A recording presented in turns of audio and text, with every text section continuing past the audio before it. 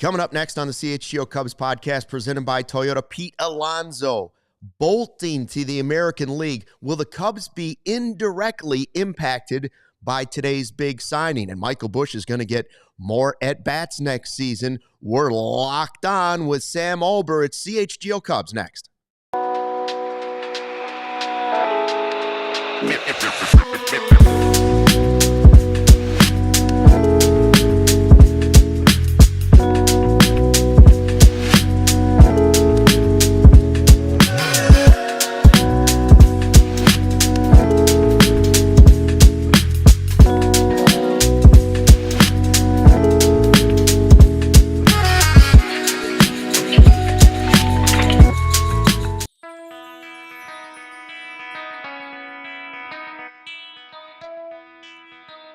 Hey, Chicago, what do you say? It's the CHGO Cubs podcast presented by our friends at Toyota.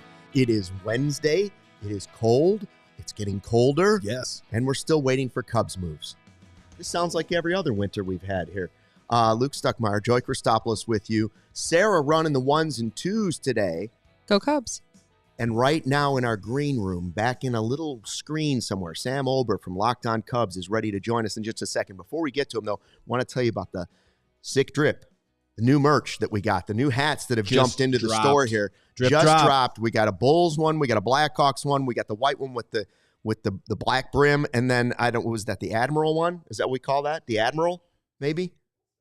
Yeah. Anyway, new hats. If you're looking for a holiday gift, there's a lot of new stuff in the merch store.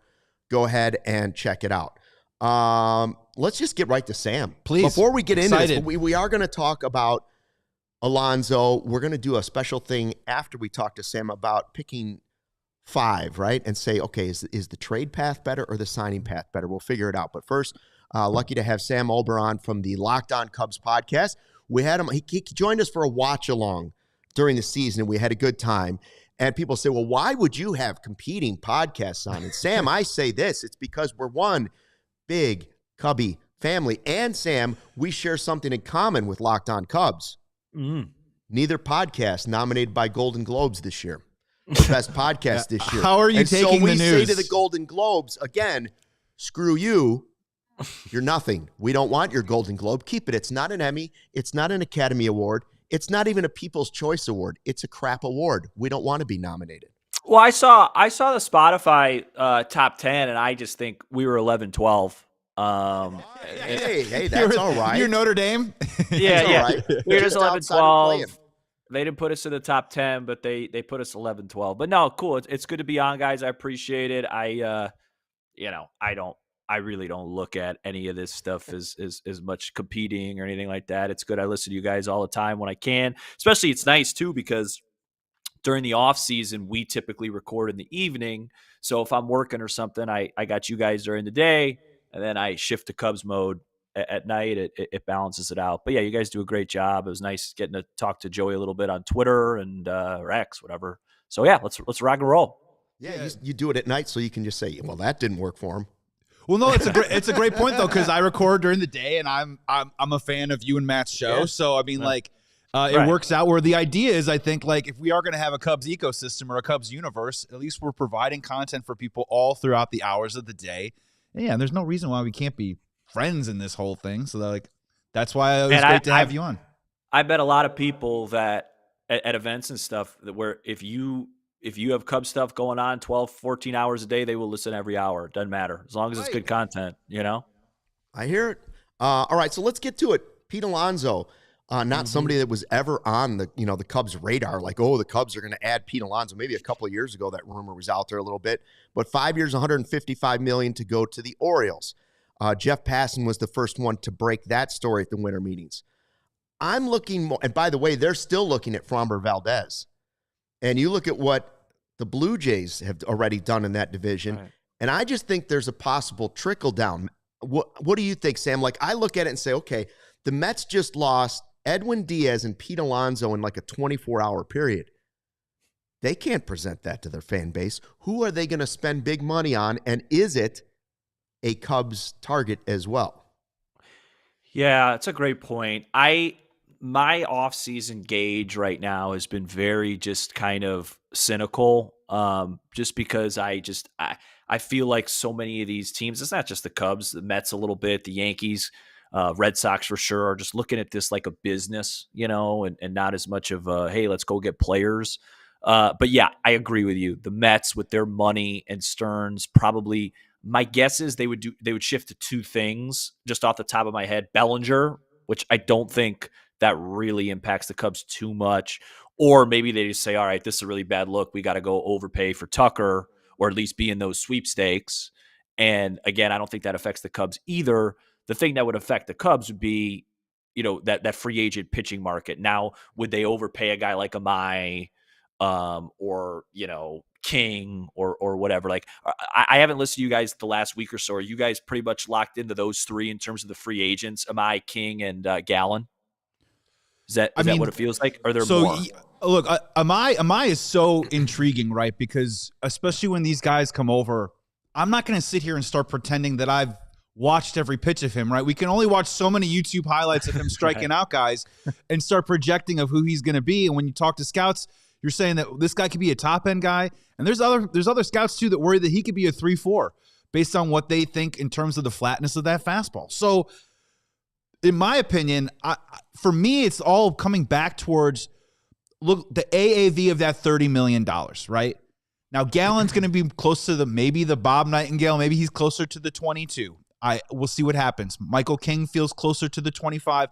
And would you be willing to stretch up to that 30 marker with Amai? So I'll be honest with you, at 27 years old, just reading his comments, seeing the character and the personality and the competitiveness, Luke, I think I would probably lean Amai over Michael King, who has great stuff. We saw it. We saw it in the wild card round, but struggled with injury last year. And Zach Gallen, who, frankly, his metrics have been trending in the wrong direction. Yeah, I look at Amai as the guy where they would say, we can spend whatever. Like the Cubs and whoever else might be interested, we could outspend them. And they're not the only team potentially impacted by it. It's not that it's just Pete Alonso. It's that another chess piece has moved on the board. And each team has to adjust to what the chess piece is. So even though Schwarber wasn't really coming to the Cubs, it's a big bat that comes off. And it could have left the team. It didn't leave the team. So now you don't expect the Phillies to do as much as they would have if Schwarber left. The Red Sox are in a division where, Sam's talking about, they haven't done really anything. And you're looking at them and you're saying, listen, Toronto's going crazy right now. And they're still talking about Tucker. And you're looking at what the Orioles are doing. And they're still talking about Fromber. And the Yankees are still in that division. And what are the Red Sox? Can they afford to let Bregman go? Like, if Bregman is even a reality, I don't know. But if he is this, like, hey, let's wait and see if he falls to us and maybe we can move some things around with Matt Shaw, fine.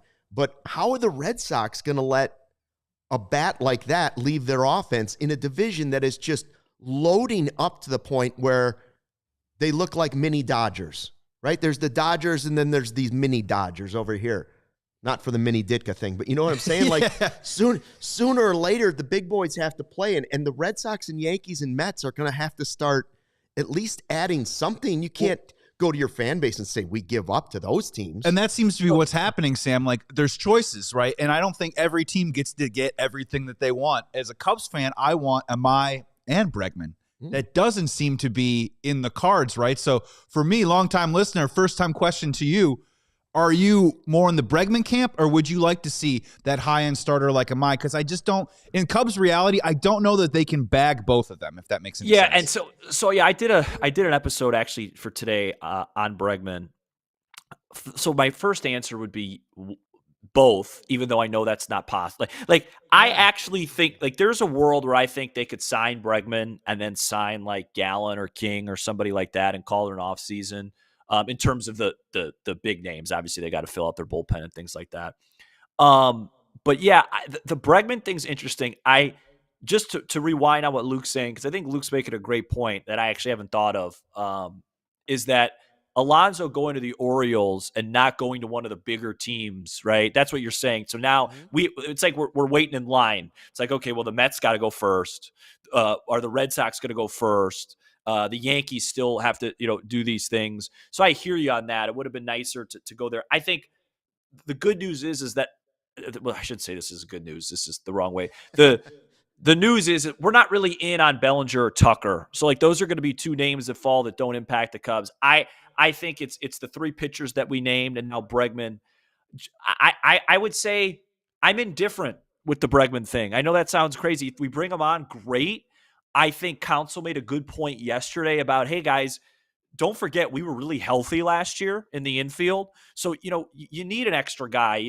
Maybe you do move Shaw around, or, maybe you get a guy like Bregman and things click. You're on pace for 97 games, and then you could really go for it at the deadline. I don't know. But I also wouldn't be heartbroken if they didn't get him, because I think Matt Shaw's, goal, I think the goal for Matt Shaw is to kind of be like an Alex Bregman. So I know it doesn't answer your question. I'm indifferent. I would like some activity. I would like some insurance, and not to have to rely as much on young guys and have them have a little bit more of a less pressure situation. But it does feel like that. I think the Red Sox, like Luke was saying, I think the Red Sox are the key. What do they do? What domino drops for them? Do they trade for Ketel Marte? I read that yesterday. If they do that, now that opens up Bregman. But I would love to know from Cub fans and from you guys, is like, does that get you excited? Last year it did when we already had Tucker. But it's like, okay, now we actually might have the opportunity to get Alex Bregman. All right, cool. Like, it's all right. Yeah, I don't think Bregman I don't consider him a superstar. Tucker, when they got him last year, is closer to that superstar level. Absolutely. But I keep making the point on this podcast that the Cubs were only an elite team last year in the first half when Tucker was playing like he was and PCA was playing like he was and Seiya was playing like he was. And you have to replace somehow, some way, not the Tucker defense, because I wasn't really all that impressed with his defense. I thought I was going to be, but I wasn't. But his offense in the first half of the season, if you want to be elite, if you really want to beat the Brewers, if you really want to say you're competing with the Dodgers, you somehow, some way have to replace first half Kyle Tucker and add him to your offense. And so how do you do that? Does Bregman and Owen Casey having a great rookie season, does that do it? Does Bregman and Shaw taking another step as a utility guy? I don't know, but you can't just say we're going all pitching, because the 100%. offense wasn't very good at the end of the year when Tucker wasn't there. So I don't feel great about just saying Casey, Ballesteros, Shaw, a full season of PCA, and Amaya and Carson Kelly, and what? Like that's full of question marks in there, full of them. And so they got to replace it somehow. You just hit everything that I've talked about. I fully agree. And it's like, I call it two timelines, right? It's this two timeline thing where you're trying to win now, but you're also trying to develop some of these young guys. And it worked great in 2016 when you had these fluky, not fluky by their talent, but you just don't have year two MVPs like you had in 16, and this perfect mix. And it's really hard. It's hard to win now and develop a lot of young guys at the same time. Cubs are trying it. And to answer what you're asking, but I think it's rhetorical, but I'll try, is I think they're going to try and replace Tucker like as a committee. But I want to ask you guys a question. It's a little bit off topic, but I was thinking about this yesterday. I didn't talk about this on my show. I want to ask you guys this, because you guys might know, especially Luke. Do you guys feel like there is Counsell talked yesterday? I don't want to say bad blood. That's too strong. But a real distance by the end of the year between Tucker and his camp and the Cubs. Because doesn't it just feel a little odd that the Cubs were not even mentioned with Kyle Tucker? And then yesterday, I think it was Bruce Levine that asked Counsell, like, was it difficult to manage a guy like Tucker? Did you guys catch that question? Yeah. Was it difficult to manage like a guy with that personality? And I'm just thinking the way it ended with the injuries and the playing, like, do you feel like it was kind of like known for a while? Like this, hey, we appreciate it. You're a great player. Hey, great organization. This just isn't a fit for us. Forget the numbers. Or am I reading too much into it? It just feels weird to me. I will just say gut feeling on this. Bruce does not ask a question. Not never. Bruce doesn't usually ask a question without knowing what answer he's sort of digging towards. 100%. Okay. So when he says that, you start to say, well, what is he really getting at? You have to look at the backside of the question of it.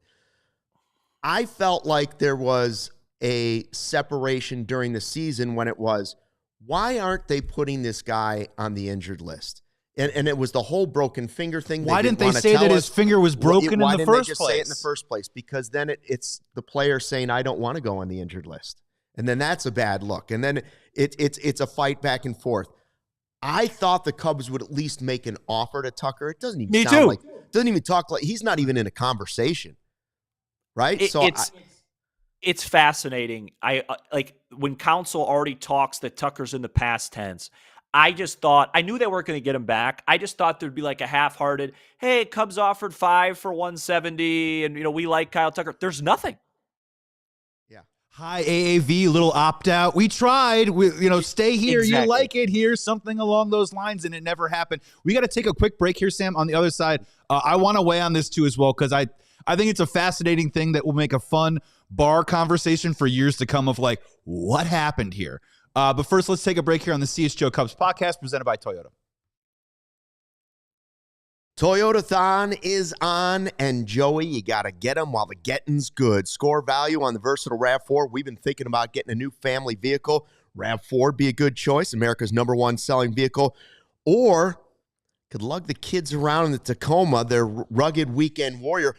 Throw a real Christmas tree in the back of that bad boy. Ooh. Or hit the road with Camrys available all-wheel drive. Who doesn't need that right now? Griswold. Everybody in Chicago. Red-hot savings are ready for you at Toyota-thon. Visit your Toyota dealer today. Toyota, let's go places. And what a time it is in the history of our lives. Today. In the history of humanity. This moment. In the history of the world and our solar system. Right here. This is the moment to become a CHGO diehard. Get your diehard card.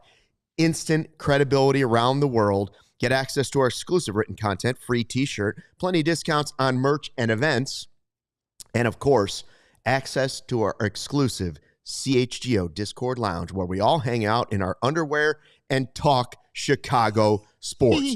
We can't wait to connect with you on an even greater level. And Luke, it's a visit from Old Boot Hands right here. Welcome, everybody. It's Brunt. That's right. Brunt is the best-selling Marin work boot that you could possibly have, and it's built for the toughest job sites. But not only that, it's also waterproof, and whether it's maybe rain or who knows, tons of snow here in Chicago, Brunt has got you covered. It isn't just about work boots. They offer a full range of high-performance gear built for those tough jobs, like heavy-duty work pants to weather-resistant jackets. Brunt designs, they are durable, reliable workwear to keep you protected and productive in any condition. Choosing boots used to mean you have to suffer and sacrifice quality for durability. Not anymore. No more sore feet. Incredibly comfy. And oh yeah, that's right. Did I say it? They're waterproof against that snow. So here's what you got to do. With temps dropping like the Dickens and the holidays are coming up, it's time to treat yourself to hard-working gear with real life and real comfort. Skip the throwaway gifts and get something called Brunt Workwear. Right now, you can get $10 off your entire order when you use the code CHGO. Check out Brunt today and tell them CHGO sent you. Let's be blunt. We like Brunt. Love Brunt. Brunt. Back on the CHGO Cubs podcast presented by Toyota. A couple quick Toyota super chats before we get back to Sam Olbur from Locked On Cubs. Flat Earth Poker says, whoa, let's go. CHGO and Locked On Cubs. Winter meetings, big stuff happening. I don't know about the last sentence, but maybe. We hope so. And then Bobby Blanco, our guy, says, you guys know I said since the first month of the season that Tucker didn't like being a Cub. No reason, just vibes, but I think I was right. So I'm just gonna. It was hard to read his face. He didn't ever have emotion. I mean that was the thing. But Sam, like I think you're onto something because he was supposed to be this easy does it, shows up to work, quiet guy, goes about his business. Walks softly, carries a big stick, very low maintenance. So what I think kind of happened, and this is again, we're all speculating, we're all trying to figure out like where did this go? Because you're right, they're not even like discussing the possibility of him coming back. Was if we could do a little community theater here, it's like it started with the fractured finger, and they go to Kyle and they go, "Are you good?" And he goes, "Yeah, dude, I'm good." And they're like, "All right, man, are you sure?" And then he's like, "Yeah, I'm fine." He plays good baseball all through June, right? Everything's going fine. He slams that ball off his knee, right? And then he had to leave the game and missed a couple of days with swelling in the knee, but still had the fractured finger. And in July, it all goes in the tank. I would imagine at some point the Cubs went back to him and said, "Hey, man, are you good?" And he goes, "I'm fine. I want to play." But secretly, internally, they start having a conversation of like, do we need to protect him from himself?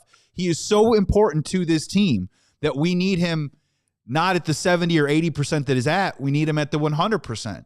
And when the production goes in the tank, that's when internally I think you can, as an organization, start getting a little bit of an I told you so to Kyle Tucker. Roll it out into August. They sit him down. He's not running to first. He gets booed at Wrigley. He comes back, has a great weekend in Anaheim. So Kyle Tucker's now maybe winning the argument of, I've been fine all along. I just needed to get back into it. Hurts his calf, right? Has the calf strain. Hey, man, are you good? We should probably put you on the IL. No, man, I want to do drills in the outfield for a couple of days.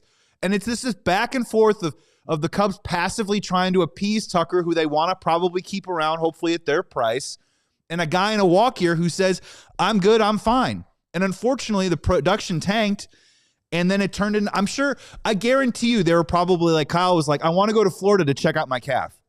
And the Cubs were like, hey, can you give us 48 hours to just work with our people? And it's this back and forth, on, and just the relationship and the communication got out of whack, right, Sam? Isn't that what it is? And at the end of the day, they tried to give it to him to build this trust, but I think mistrust was grown from this lack of communication of trying to protect the player and the player trying to earn his money. It was a great timeline. I think you're on it. Here's what I would add. Once they didn't extend him by like the All-Star break, it just gets so murky, because just think about it. Like, it's not really that difficult. Think about if any of us were in the shoes of like, hey, I got 350, 400 million at the time on the line here. You know what I mean? And I got to be real careful. And hey, maybe I want to play more because I don't want to lose value there. Like no matter how great of a guy Kyle Tucker could be, there's going to be some selfish instincts there. And I think that impacts it too, right? So like, he was thinking about, him and his people were thinking about the money that he's about to get. And I think the Cubs, after probably the All-Star break, were just like, well, we're going to do our best here to try and win a championship. And I think those two things are really far apart, and it's hard to meet in the middle. But yeah, I think it all went wrong when he injured his finger. He made some sort of mechanical adjustment that worked in June, got him in a bad habit in July, and then everything went down from there.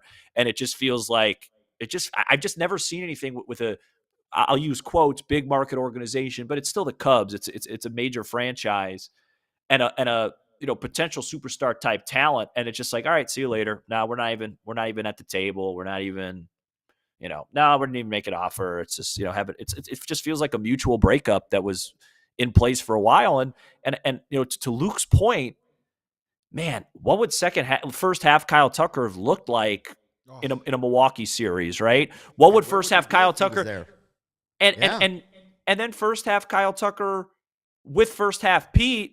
That's what makes you a little nervous going into next year of how do you replace that type of production and whatever. But I digress. I agree with you, Joey. I think it's worth mentioning because I think the fans should know, or the listeners should know, it's not normal to have a player like this and just be like, all right, we didn't even give it a shot. That's just not normal how it works typically in sports. It's one of those ones where we'll probably hear a story about it in 3, 4, 5 years, right? It'll trickle out and they'll be like, you want to know what really happened there? Tucker will do like a podcast. It'll be like, 100%. Yeah. And quick follow up on Tucker, and we can move on from him. I just find it interesting. And the market is the market, right? It seems like there's always the high end guys, and then everyone's trying to get capped, or everyone's trying to sort of like drag down the market value of other players that aren't the elite of the elite. So there's no middle ground here. But I just find it fascinating that Kyle Schwarber gets 150 when some were projecting 185, 187. You see Dylan Cease get 210, but with the deferrals, that kicks back more to 185. And then you see today 155 for Pete Alonso. And I'm not trying to be snarky about this, but is Kyle Tucker really worth twice the amount of these players that we're talking about? No, he's not. And it's always one of those two things could be true thing. I know you guys go through this on the show, right? It's hard to explain. Hey, Kyle Tucker isn't worth 350, 400 million, but hey, I'm also not okay that the Cubs, I personally believe if Kyle Tucker hit like 2001 Barry Bonds, that he would not be a Cub next year anyway. So it's two things can be true, right? Hey, the Cubs probably might dodge a bullet by not offering him a long-term deal. Hey, also, I wish the Cubs would still spend more money and be involved in that, because I believe if he hit 50 and 100, had 160 RBIs and the Cubs lost to the Dodgers in 7, I still think he'd be on another team. That's just my opinion. Yeah, and by the way, when you were talking about how they handled the injury and how that all went down, I started thinking to myself, this reminds me of Chicago is now, in my opinion, had two franchises that are horrible at handling injuries. One, the Cubs. They're bad at it. The other one's right down the street. Whether you want to say Dansby Swanson, whether you want to put Kyle Tucker, and the other one is, I think back to all the times I had to ask Tibbs if D Rose was going to play. Well, game time decision. We'll see. Like whether D Rose or whether it was Luol Deng getting a shot in his back and almost what was that called? We don't do injuries well. You got a bad the spinal tap was not good. Yeah. So like that. we're not. And the pain went up to 11. Yeah, we're not on poor Luol Deng on that one. We're not great at that. No. Hey, I'm going to go with the chat here. I was going to go a different way, but they're saying, Sam, you talked yesterday about moving a starter like Taillon, and maybe you can get two starters by moving someone like that. Ooh, that's up your alley, Luke. That's up the alley. What do you think of this idea? I've said, listen, if you're not going to sign an offensive player and you are going to go kids and you're going to go Shaw and you're going to go Casey and you're going to go Ballesteros and you're going to go PCA, then the only path in my eyes to being competitive with some of these other teams is to just super load pitching, right? Pitch the heck out of the ball, yeah. But not only that, overload your team with it. So whether it's now or later, if you're good enough at the trade deadline, you may have enough pitchers if Ben Brown or somebody develops, or if Wiggins comes up and is something, or yada, yada, yada, whatever might happen. Assad pitches for you and he provides you value. Steele comes back at the halfway mark and actually looks like Steele. All of a sudden, Taillon's a valuable piece. All of a sudden, Shota could be a valuable piece. I'm not against that route, but then I don't want to see the Cubs just say, well, we're looking to start one more pitcher and then maybe some other guys that could be relievers / starters, and we'll work on the bullpen that way. I want to see that. Then I want to see the trade for Ryan and signing Amai. I want to shoot for the moon with the starting pitching. I don't want to just see one guy impacted. And frankly, I'm hopeful they just do one of these things. You know, I think Taillon has a partial no trade. But so whoever said that, I don't think I mentioned him specifically. But yeah, I mean, 100%. I mean, it's definitely a path, right? Like, okay, well, we have a bunch of young guys and we believe in these guys. They're cost friendly. So where can we just totally, overload or surplus is with pitching. I'll say this too. The Cubs are really horrendous when it comes to no trade clauses. Like they hand out no trade. Because let's be honest. I like Ian Happ. I like Seiya. But it would be a lot easier. You could be a little bit more flexible just if you had the option, especially on the Hap side, because as solid as he is, as much of a good guy as he is, he's very redundant in the lineup, just in terms of his skill set, and he can't go anywhere, right?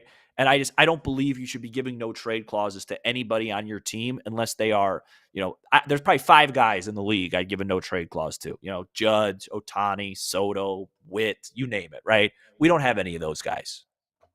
Willie Castro. Well, we had Esteban Quiros for a little while. We had Quiros. Yeah. And then I agree with you, Luke. I agree. And I think that's the other thing about a lot of it, and I know fans don't want to hear this because it didn't work out last year, but typically I think they want to be really good at the deadline and then be like, hey, we have proof of concept. We have a really good team. Now let's go for it. But last year, the market, it was such a seller's market. They couldn't do anything. And that hurt. That really hurt. Don't make that mistake twice. Yeah, right. Yeah. Locked On Cubs, Sam Olbur here joining CHGO Cubs right now. We're going to get you out of here on this, Sam. Thank you so much for joining, dude. Okay. Wait a minute, Sammy baby. Sorry, I forgot to mention that. I could go to 45. Oh, beautiful, beautiful. Well, why don't we, if it's cool, we're going to take a break then, and then Luke's going to leave. We're going to just trade this all out here. That's so exciting. Sam's going to stick around for another segment with us, but let's first take a break here on the CHGO Cubs podcast presented by Toyota. Let's talk about your next weekend escape, or maybe you're just your next big night out, because Potawatomi Casino Hotel Milwaukee has everything you need in one single spot. We're talking about thousands of the latest slots and table games ready to refuel. They got tons of amazing restaurants and bars to choose from. Whether you're feeling fancy or just want a quick bite, they've got you covered. You don't even have to leave the property. Stay in style at their luxury Foofy Hotel, just steps away from what many call the Midwest's best sports book. Heading to a ball game next summer? Start off at the Potawatomi like we did last year, and I made money on that trip. It's all right there. Super convenient. Milwaukee's got a fun summer lineup coming, concerts, festivals, you name it. Potawatomi is the perfect place to call your home base for all of it. Potawatomi Casino Hotel Milwaukee. Trust me, they're going to take care of you. They were taking care of me. Your win is waiting. Go check it out. Again, I went there. I left full. I left with a smile, and I left with cash. That money. You never stop talking about it, my friend, because you were the big winner that big Cubs trip. This guy. And you know what, sports fans? It's winter outside, but I get fired up when I talk about Omaha Steaks. Handcrafted steaks. Absolutely delicious. They got all of my favorites, and they deliver the world's best steak experience. Juicy burgers, cozy and convenient comfort meals, plus tailgating favorites like chicken wings, smash burgers, and big deli-style steaks. Let me just tell you. Get out of here, copy.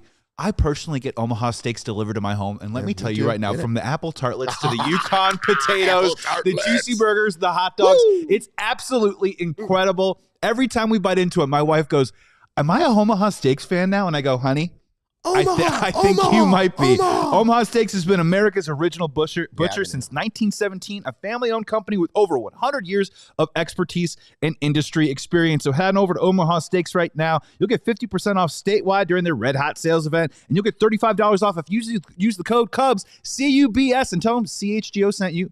Omaha Steaks. Love them. Back in the CHGO Cubs podcast presented by Toyota, Sam Olbur from the Locked On Cubs podcast. Nice enough to join us today. We're just going through some of the stuff we've heard at the winter meetings. We've talked about some of the signings, how maybe indirectly a Pete Alonso signing impacts the trickle down or the chessboard for what the Cubs might be able to do. And one of the things Counsell mentioned yesterday, I think maybe the most interesting thing, other than his questions about Shaw, where he just indirectly starts talking about, well, he's versatile, he could do this. He didn't say we're 100% playing Shaw at third base, just so we're all clear about that. And then asked about Michael Busch, he said, all right, he's earned the right to be a full-time guy at first base. Amen. Can we see the guy? Hallelujah. Can we see the guy against righties and lefties? And the reason, first of all, I would have liked to have seen it at some point last year, but we need to know if you are indeed going with all these young guys and you're not adding real pop to the lineup, you need to know, that's why I wish they would have done this last year. We need to know if he's a real star or if he's just a really good platoon guy. Like, I feel great about Michael Busch defensively over at first base, but I don't know how I feel about him against righties and lefties. I don't know. And that's a way less valuable player than a superstar who might hit the same amount of home runs and be just as good on both sides. So how did you feel when you heard that, Sam? Were you also banging that drum for a long time? Like, come on, can we just give this guy the opportunity at this point? Yeah, I loved hearing it. It was great. I also, the Shaw stuff is so funny because I don't know if you guys saw, like, early this morning, Buster Only just randomly tweeted. Did you see that about Matt Shaw? Just like, hey, Matt Shaw's defense is really good. It's like, what? Where did that come from? Just really weird stuff coming out. But so what? Yeah, I think the Busch stuff is overdue. It's like we talked about earlier. I think it's tough. You don't feel like he could hit lefties. Great. And you're trying to win now. And then you give a guy like Turner, whatever $1 million he got. So that's his job to play there. Well, the easy thing is just don't have a guy like that. You know, you force Busch to do it for 1 or 2 months. And it's not that difficult. If it's a disaster, he can't hit lefties, you can go get somebody, real quick and fix it. So it's worth seeing because Luke said it. I mean, no disrespect to Michael Busch, I would consider him a very good player right now. But to get to that next level, he doesn't have to increase his numbers at all. He just has to repeat his numbers against left-handed pitching. And then all of a sudden you're a brand new guy. You play 155, 160 games a year. You hit lefties. No one's saying he's got to hit lefties at the same clip, but a competitive clip, which he did a little bit in the playoffs, by the way. He had a couple left-on-left hits. In the Cardinals series, I think he hit a bomb off a lefty, too, and I was like, interesting. Yeah, I think it's significant, and it's weird. They're inconsistent with it, because I remember whatever year it was in 23 or 4, they rolled out the red carpet for Morel and just said, here, make every error in the world at third base. We want to see where this goes. So it's like, why can't Michael Busch have a couple 0 for 3s, against lefties? I'm excited. I'm excited for that. Busch is a guy that I've undervalued on our show. I haven't given him the props he's deserved. I always felt like there was just a downturn coming. And at the end of the year, you look up, the numbers are fantastic. He's turned into a really good defensive player. And I think this year for him, is a really good opportunity if they don't get a big bat to go say, hey, follow me, guys. Yeah, it was music to my ears because it was something that we talked about. I think maybe upon reflection, Craig Counsell saying to himself, when they walked into that Brewers series, the Brewers were fairly open about they felt like Michael Busch is the most dangerous hitter in their lineup, but they knew how to take him out of the lineup because of his lack of exposure to facing left-handed pitching. And the part that I just am enjoying, and sometimes when you pull back and you start looking at the ride of it all, his first year with the Cubs, streaky guy, right? Like where they had to kind of back off of him maybe for 3 or 4 games at a time. Don't put too much on his plate. Maybe do small resets, mini micro resets throughout the season. And then last year, he takes a step forward, but again, only 87 plate appearances against left-handed pitching and hit only 207. My thing is, and I think a lot of people in the chat are like, well, he can't hit left-handed pitching. I'm with all of us here. Is I want to see it, man. I want to see him work through it, right? I don't think it's going to be perfect. And as you said, the word competitive is such a great way to phrase it, where I don't think he's going to hit 290, 270. He might not even hit 250-ish against left-handed pitching. But that competitive nature, give him some run, give him some experience so that he can become the guy that plays 145, 150 games. And then honestly, from an internal perspective, that's probably the last box that you check when you say we want to extend Michael Busch for X amount of dollars and do an in-house $100 million player who's already in a Cubs uniform. So I think it was just really great to hear. And again, when we talk about development, we talk a lot about PCA. We talk a lot about Matt Shaw, currently owned Casey and Moises Ballesteros. Michael Busch is still a developing player too as well. And I'm with you. I just think his ceiling is incredibly high next year. And the news that they're going to give him more run, granted against tougher competition, which is left-handed pitching, I think he's up for it. I think he's up for the challenge. And the last thing I'd add on Busch is like Wrigley right center field last year. You just couldn't hit the ball out if you were taking your at bat from second base. And he had 34 homers, and like he really had like a 40 home run type year when you really take into account the conditions. So excited about Busch, excited to see him versus lefties. What do you guys think? I was thinking 2 things. One, do you feel good about, we're sort of questioning whether or not Counsell played it right last year and not giving him more run as an everyday player.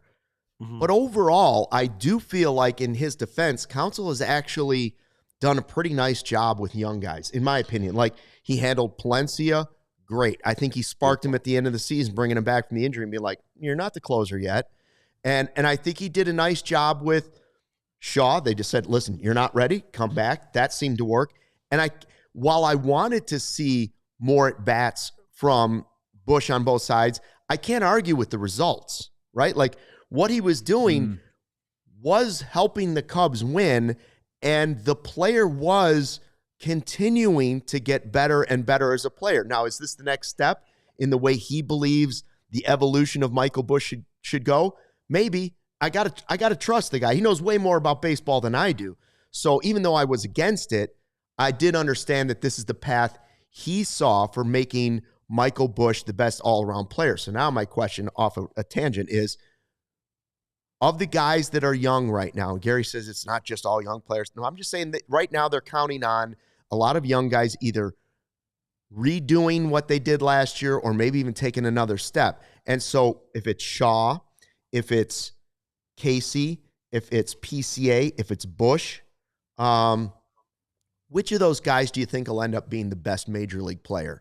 Like, if we have a shot that one of them is going to actually turn into a superstar close to a Kyle Tucker type level, who's the guy that's going to be that? Do the Cubs have that player, and who will it be? Yeah, that was a lot of good stuff. Let me just rewind. No, hey, listen, that's what I do. I do that 30 minutes a day. Let me rewind on that. I just want to say this.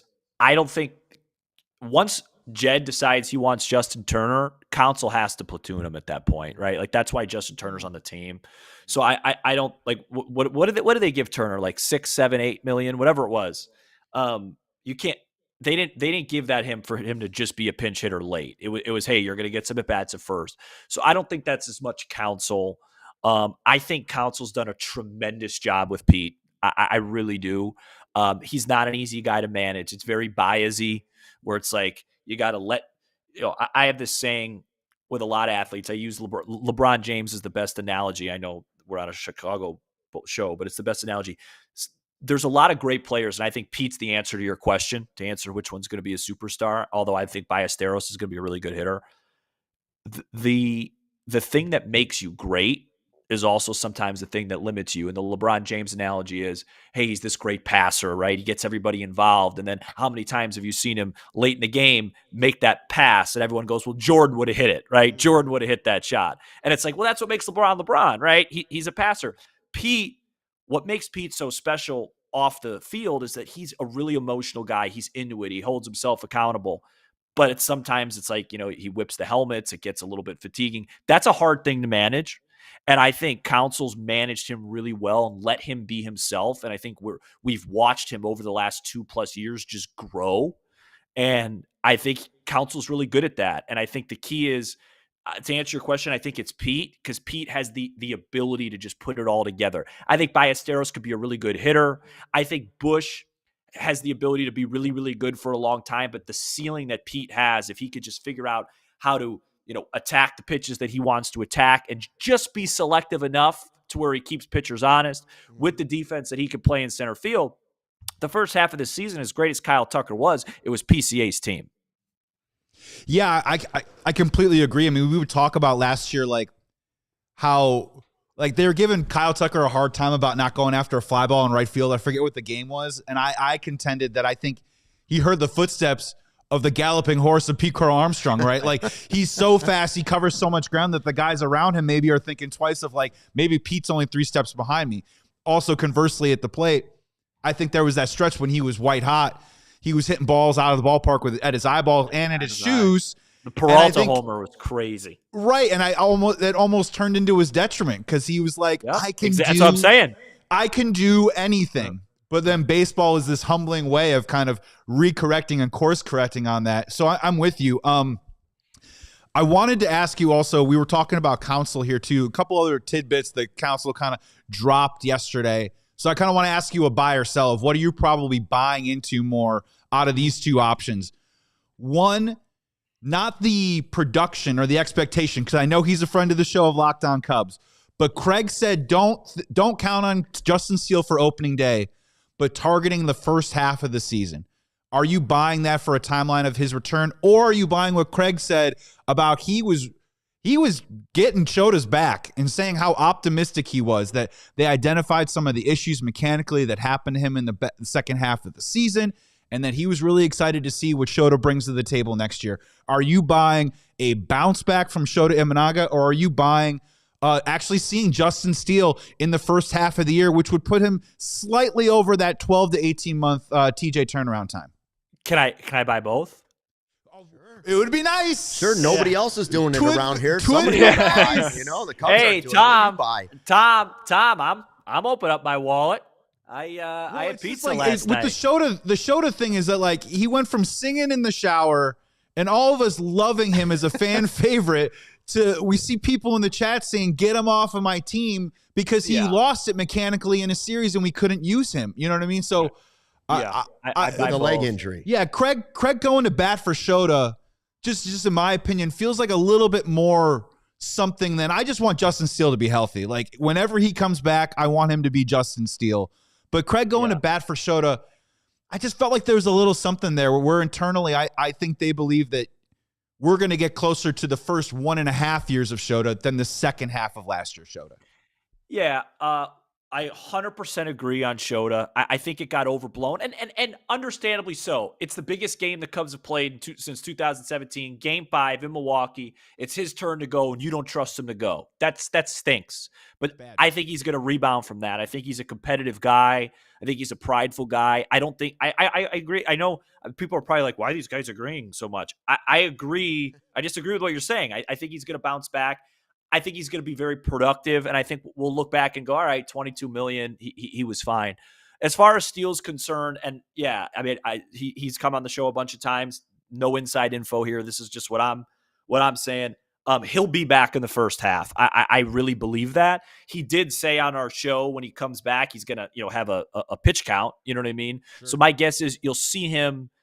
I think you'll see him earlier. Like I think you'll see him in May, June, whatever, and probably going into the break, it'll just be like some short, I don't know, 50, 60 pitches, whatever.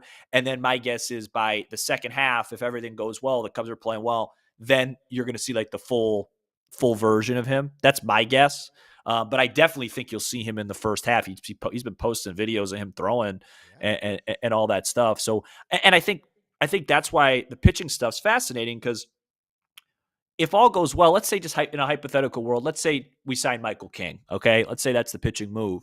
If all goes well, and it won't, somebody's going to get hurt. This is how it works. But if everybody's healthy, you have 6 guys, let's say in August, that you really like. And going into that, you could be really wise about skipping Horton because he's never thrown 180 plus innings. Boyd, through the most innings he's thrown, you can be careful with him. All these guys, I like our rotation, but they are a little bit fragile. And so by adding that, even if you go 6-man rotation, you can let Steele take his time. There's no rush. Hey, you're coming back late May, but we're not going to ask you to throw 90 plus pitches until August, right? You could be cautious with these guys, and then in a perfect world, everybody's strong and feeling great going into hopefully a postseason run. And Shota, look at his numbers when he gets an extra day's rest versus just normal rest. So I think that's going to be the situation, and I buy both. I think Steele's going to come back. I think it might, in the beginning it might be a little tough. I think by the end of the year he'll look like Steele, and he'll be back in the first half. And I think Shota's going to be good. I do. I really do. I'm about as confident in that as anything. Both guys super motivated. I mean, think how motivated Steele is having to finally watch the Cubs in the postseason. Like, I felt bad for him when it happened. Right. I felt even worse for him knowing that he was having to watch the games like the rest of us, knowing that, geez, if he's there, he's impacting that series greatly. Hey, especially against Milwaukee. He owns the Brewers, right? I think he has like a 2-2 against them or something like that. Sam Olbur from the Locked On Cubs podcast. What are we, 11-12? You said we're 11-12 in the rankings? Yeah. You could pick which one. So see, but no Golden Globes, and we hang that around our neck with pride. Best bubble shows. We still have not been nominated by the crappy Golden Globes. They can go globe themselves. That's right. You know what I'm saying? Sam, we'll let you go. Thanks, man, for joining us, and I hope to do it again soon. All right, appreciate you guys. Have a good holiday. Hey, this was awesome, man. Thanks so much. No problem. We've got more coming up on the CHGO Cubs podcast presented by Toyota. Hey, the Game Time app gives the advantage back to the fans. It's the hack for unlocking amazing tickets and experiences in just a few little taps. It's incredibly easy to use, and the Game Time guarantee means you can trust you're going to get 100% authentic tickets on time at the best price. Plus, fees are always included, so the price you see is the price you pay. Bears, Browns, Sunday. Freeze your fanny with us at that CHGO tailgate. Heard we're going with heated tents. And then wait until the last minute for those prices to plummet faster than the temperature, faster than the mercury. I've seen some already down to $109 to see that game. This is the biggest Bears game of the year right now. Zone deals save even more when you choose a section and let Game Time choose the seat. And don't forget the seat views. You get the panoramic view of where you're going to see the game from. So you're not going to be behind a pole somewhere or have some awful seat. Game Time ticket coverage is the best. Take the guesswork out of buying NFL tickets with Game Time. Download the Game Time app, create an account, and use the code CHGO for $20 off your first purchase. Again, create an account, redeem code CHGO, $20 off, tap, ticket, go. Download the Game Time app today. And while you're freezing your buns off at Bears Browns, why might we'll put a little fire in your pocket, and that means money. Go to Bet365 right now because they have an early payout offer. If the Bears or really any NFL team goes up by 17 points, you are an instant winner on straight bets or parlay selections marked as winners only when you use the code CHGO365 when you sign up. They got Thursday Night Football coming up with a $10 safety net bet, and Sunday Night Football a $365K jackpot. Place a bet for 10, and the first touchdown, you can get a split of $365,000 $150 in bonus bets, payable regardless of the first touchdown, whether the team wins or loses. So you can also double your winnings with the parlays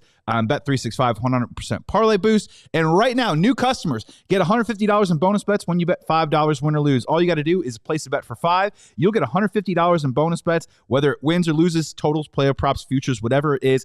Bet365 when you use the code CHGO365. Must be 21 plus or older. If you or someone has a gambling problem, call it 1-800-GAMBLER. Back on the CHGO Cubs podcast, big thanks to Sam Olbur from Locked On Cubs. That was a lot of fun. Yep. Let's do our little we can talk more stuff at the end. I still want to get in this 5, right? Like we'll take 5 big names, okay, that could somehow in some miracle world end up on the Cubs, right? We're not saying it's likely. We're just giving you 5 names that would greatly impact the Cubs that, you know, we're not talking about Ohtani. We're not talking about something crazy.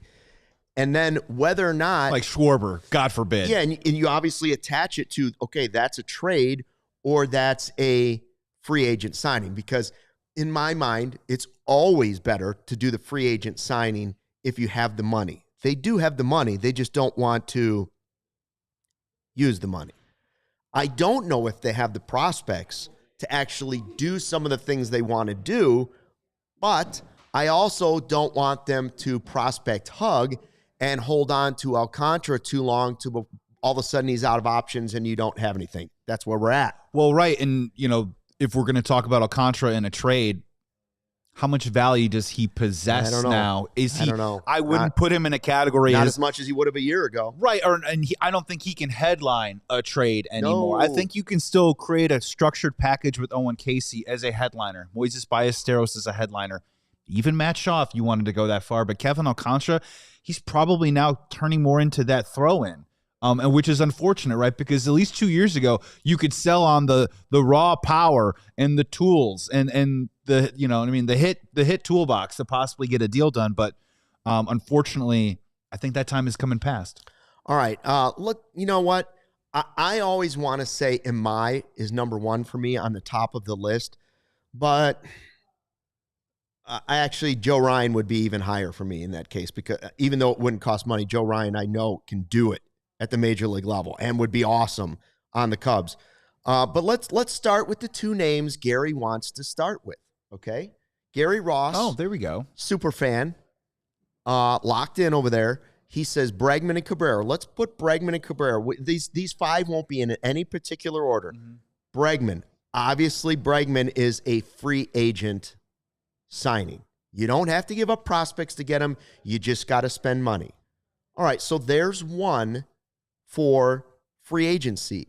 Cabrera, on the other hand, is trade. Now you got to give up quite a bit to get him because he's under control. And there's the risk that he's hurt. And are they going to want to stock their roster with another young pitcher? You're going to have to give up your top pitching prospect to get him? Who else are you going to have to give up? In this case, if I'm comparing the 2, Bregman and Cabrera, I would rather go actually the Bregman route, to be honest with you, because I can get a pitcher just by spending money. Right. When we're talking about the cost certainty, I mean, Edward Cabrera had a great second half of last year, but to your point, like, he had to have several MRIs, I believe, on his shoulder.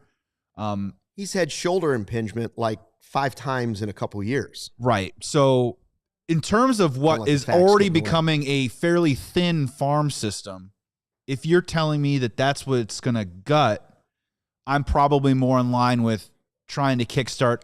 Of course, the Minnesota Twins stuff is interesting because I feel like over the last week or so, or at least since the winter meetings has kicked off, we're no longer hearing, could Joe Ryan or could Byron Buxton be possibly on the market? That's kind of died down a little bit, which is interesting. You would think that it would maybe ramp up during the winter meetings. Who's to say what happens? I mean, over the next couple of weeks, it could ramp right back up. Ryan definitely is one of my number 1 picks, 100% if we're talking about trade targets. In terms of Edward Cabrera, I would still put a guy like Mackenzie Gore ahead of Edward Cabrera. If you are going to dump out the farm system and you're saying Casey and Gore will probably also cost you Shaw, I could think of worse ways to walk into 2026 with Gore and Alex Bregman playing third base. The only other one with Bregman that I find interesting, and you brought him up earlier this week, And I'm not saying it's a fit for the Cubs, but I am very intrigued. The difference of value, if AAV years, whatever it is, with Bregman and Bo Bichette. Yeah.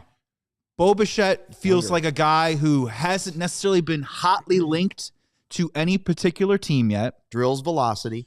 Younger, drills velocity, as you said.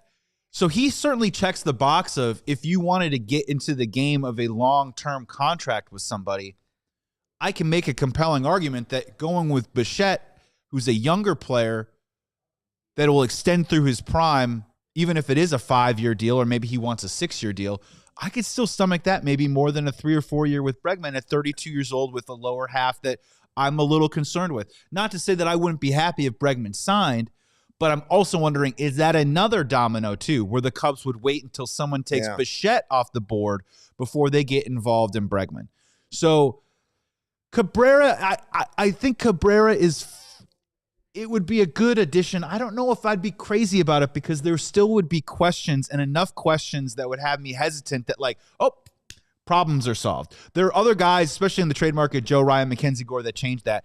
I think Chris Bubich for a year actually probably brings less questions on our 1 or 2 year deal than bringing in a guy like Edward Cabrera right now from the trade side of things. I'd be good with Bubich.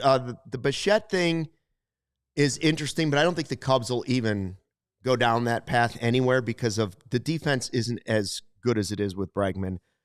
It's not as good as Shaw, and he would have to shift over to third base, and we don't really know what he's going to be like as a third baseman. So can I see a way to fit Bo Bichette into my lineup? Yeah, I can. I just think it's one of the least likely moves the Cubs would make. I could see a path to Bregman. I'm not saying I love it or hate it, but I can see a path to Bregman. I can see a path to Amai. I can see a path to Cabrera because they're talking to the Marlins. I can see a path to Joe Ryan because I'm a dreamer. I'm a dreamer at heart. You are. And then my fifth guy on that list, who would be my fifth guy to say signing or free? They've been linked to Pete Fairbanks. I was going to say as a closer, you want to guy. go Fairbanks. I've said Kopech. Fairbanks is a bigger name, or Fairbanks. Let's say we pick up a closer to go with Palencia. Yeah. So if you start playing the game of if you go Maton, Palencia, or Suarez from the Padres, a closer of some kind paired with Palencia, Maton. And hopefully you get something. I don't know if that means Brad Keller would be off the board, or we've talked a little bit about Porter Hodge, or maybe someone else to bring in there. All of a sudden now your last 9 outs look pretty good for themselves. I guess I get a little confused, and maybe the Chicago Cubs are a little confused too as well, where when you bring in a player like Bregman, who has a World Series pedigree, who's 32 years old, who's an accomplished professional hitter, that to me says we're winning right now. That says to me we are adding to our veteran core. When you talk about a guy like Bo Bichette, that means we're thinking about the future and we're leaning closer to our young core. And I think that's the part that maybe Cubs fans are a little confused on, is they just won 92 games. They need to replace Kyle Tucker. As it stands right now, the plan to replace Kyle Tucker is a youth movement, but you have a team that's absolutely loaded with veterans on a solid foundation that's ready to win right now. And I think some of these moves are going to be instructive about how they feel about at least this team over the next 2 or 3 years. Can we at least can we say this, though, as we have a couple more minutes here? If the Chicago Cubs sign Tetsuya Amai, that means that they win a sweepstakes. And that is something that the Chicago Cubs rarely seem to do. And I know we mentioned John Lester on the show yesterday, but I can't personally imagine the last time the Chicago Cubs won a sweepstakes on a player. Dansby Swanson, love him or hate him, he was the 4th guy on the list, right? He was on the list, but he was not the guy that anybody was clamoring for. Well, Trey Turner. He wasn't. Now, he turned out to be a value deal, which is what the Cubs look for, value sometimes over talent. Not that he's not talented, but they do not without flaws. They like to play the value game. Okay, fine. But we were saying right before the show started, when was the last time we talked about one of these guys, a dream, and he actually ended up on the Cubs? And boy, I don't know. I can't go back that far because Tucker wasn't really on the radar as, they're going to get Kyle Tucker, until he was on the radar and it happened. So I don't know. And that part's frustrating because it just, I guess Dansby's that guy, but he wasn't the first choice of the fan base. He just was not. Well, remember, too, Cubs fans were... Everybody was like, Cubs Correa, fans, let's get two of them. Let's get Correa and Bogarts. Yeah, Correa and Bogarts was the one. So, like, yeah, you don't really see where the Chicago Cubs are coming on all this stuff. We had also mentioned, I think the last one was when Cody Bellinger came back in 2024. I think that was the last time that Cubs fans had talked about it long enough where we started to say to ourselves that this is going to happen, and then it happened. But that's it. I keep looking at my phone saying, come on, somebody do something. Are we going to do this again? Another winter meetings where we just sit here doing the whole twiddling our thumbs deal. How many times do we have to do that? Oh, boy, that was a bad whistle. My whistler went. We're waiting. We're waiting. Hello, it's okay. You Cubs. Had a good with the Omaha Steaks today. That was better whistle. Nothing really happened. What's your gut feeling before we go then? My gut. The Cubs, first big move of the offseason, that's not Maton, will be a trade or will be with cash. Oh, okay. I'm going to go. Oh, wow. I'm going to go trade. Finally do it. No, I'm going to go trade. I'm going to go a trade of some kind, and I want to throw a hot take out there that we may or may not be doing. This is our last show of the week, or is it? That's the hot take of the week. That's the hottest take?